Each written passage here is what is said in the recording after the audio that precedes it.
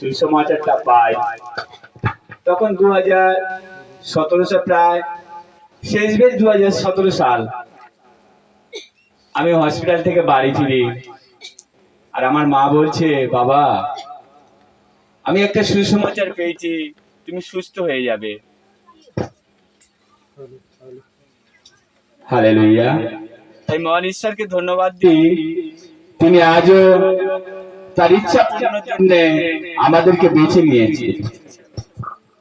সমস্ত অসুস্থ থেকে আমি সুস্থ হই 2018 সালে। আমি একটা প্রার্থনায় গিয়েছিলাম, নাইট প্রার্থনা।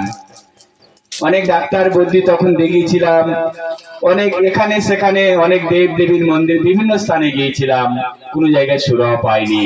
ডাক্তার বলেছিল তোমার ভয়েস আর পাল্টাবে না। আমার যে ভয়েস দেখতে পাচ্ছ বর্তমান ছোট বাচ্চা মেয়েদের মতো ছিল। আমার হাত পা পঙ্গু হয়ে গিয়েছিল।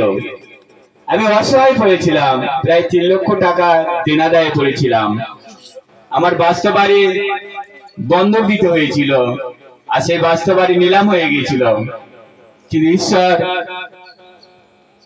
তিনি আমাকে এই বেছে নিয়েছে, আমাকে সব মুক্তি দিয়েছে। আমি জানি না কিভাবে আমার সেই লোন শোধ হয়ে গেছিল, কিভাবে আমি সুস্থ হয়েছিলাম তাও আমি জানি না।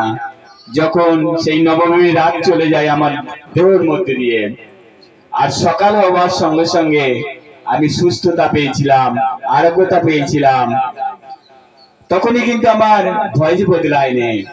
আমি ঠিক বাড়ি 5 মিনিট দূরে যখন এসেছিলাম তখন প্রাতঃ সকালে হচ্ছিল,